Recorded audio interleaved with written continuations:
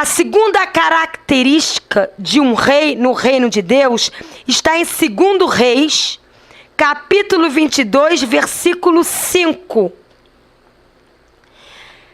Josias, como rei, ele sabia que havia entrado dinheiro de ofertas na casa de Deus. E ele então ensinou e deu direção da parte de Deus que aquele dinheiro deveria ser usado para edificar a casa de Deus. Mas também deveria ser usado para suprir necessidades daqueles que estavam dando as suas vidas para a edificação da casa de Deus. Olha o que diz aqui, versículo 5. Vou ler a partir do 4. Sobe a Ilquias, isso é o rei Josias falando, o sumo sacerdote, para que conte o dinheiro que se trouxe à casa do Senhor, o qual os guardas da porta ajuntaram dos povos, do povo de Deus. Que deem esse dinheiro nas mãos dos que dirigem a obra e têm a seu cargo a casa do Senhor, para que paguem aqueles que fazem a obra que há na casa do Senhor, para repararem os estragos da casa.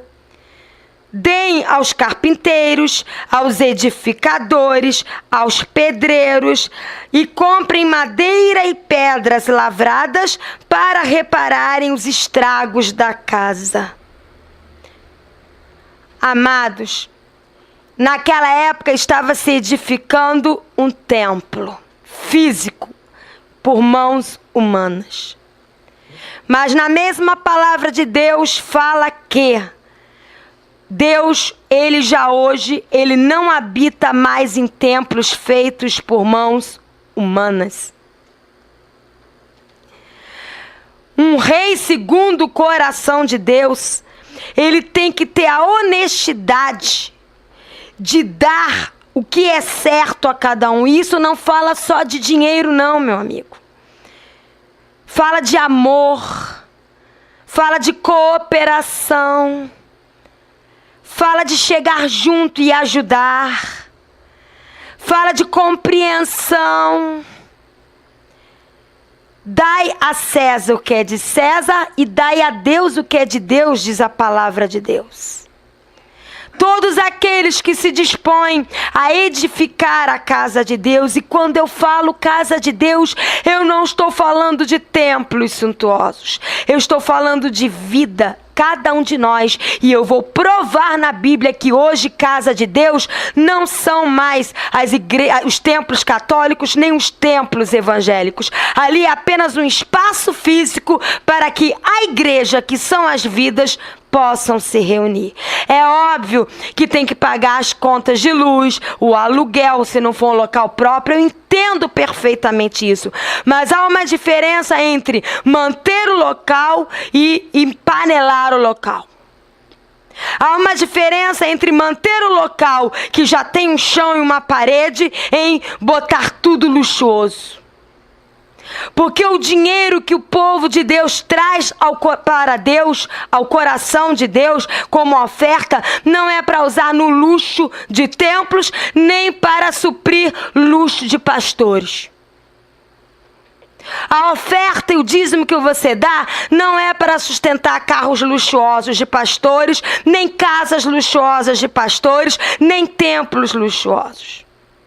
O dinheiro que você traz para a casa de Deus é para suprir a necessidade dos nossos irmãos que às vezes não têm a mesma oportunidade que nós temos de ter o que comer, de ter o que vestir.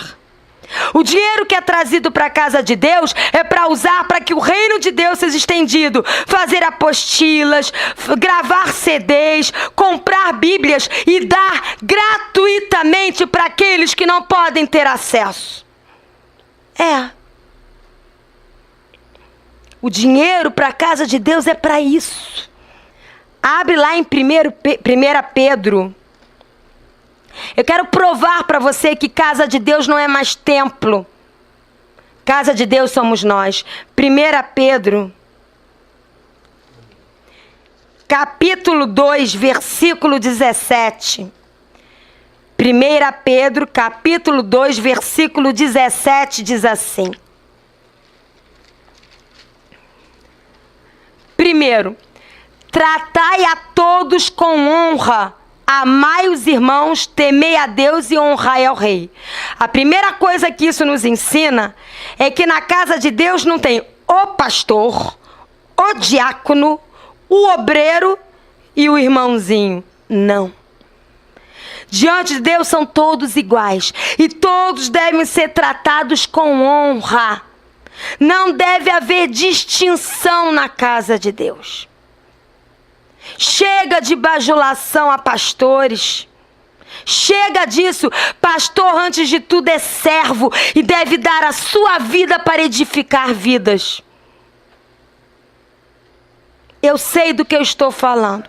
Que eu jamais pregaria isso aqui se eu não vivesse isso. Eu não estou à procura de luxo.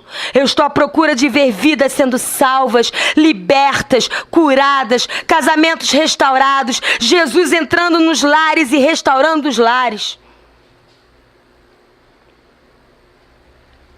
Dai honra a todos, amai a todos os irmãos, tenha temor a Deus e honre ao rei. Honrar ao rei não fala só de autoridade instituída no natural, mas de honrar a todos, que nós vimos no início que todos nós somos reis no reino de Deus. Abre lá em 1 Coríntios, volta um pouquinho. 1 Coríntios capítulo 12, versículo 20 a 25. Olha o que diz. 1 Coríntios capítulo 12, versículo 20 a 25 diz assim. Está falando do corpo de Cristo. Antes de eu ler, eu quero explicar para você que aqui está fazendo um paralelo entre o corpo humano e a igreja. Porque a igreja, ela é o corpo de Cristo. Por isso que fala que Deus, ele mostra a multiforme sabedoria dele através da igreja. Porque ele usa cada membro deste corpo, que é a igreja, de formas diferentes, de acordo com o chamado que ele tem para cada um. Então vamos ler. Versículo 20 de 1 Coríntios 12. O certo é que há muitos membros, mas um só corpo. Não podem os olhos dizer para a mão, não precisamos de ti. Não pode a cabeça dizer aos pés, não preciso de vós. Pelo contrário, os membros do corpo que parecem ser mais fracos são os mais necessários.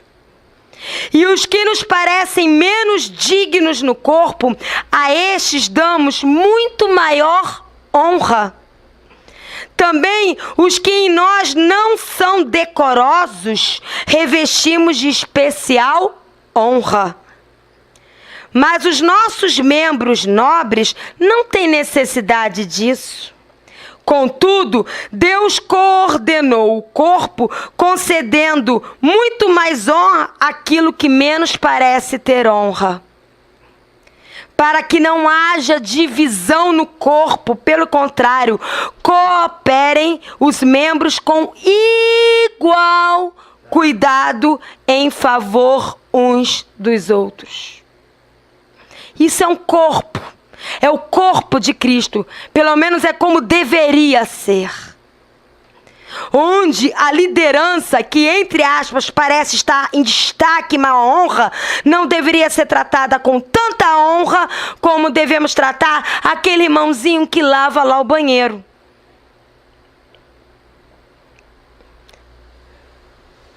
Deus quer honrar. Liderança, dê honra àquele que com tanto amor, com tanta dedicação, se envolve na obra de Deus, ainda que não esteja aparecendo lá no púlpito. Honestidade em dar o que é certo a cada um. Faz parte de um rei segundo o coração de Deus. A honestidade de reconhecer os que trabalham de fato, de todo o coração, na casa e na obra de Deus.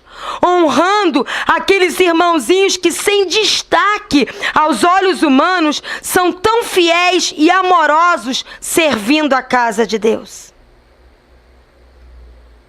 Olha o que diz em Romanos 13:7. Volta um pouquinho, Romanos capítulo 13, versículo 7. Romanos 13, versículo 7 diz assim: pagai a todos o que lhes é devido. A quem tributo? Tributo. A quem imposto? Imposto. A quem respeito? Respeito. A quem honra? Honra. Sonegadores de impostos, tem versículo para vocês. Amados, nós somos o corpo de Cristo. Então nós temos que ter sabedoria de como usar o dinheiro do Senhor.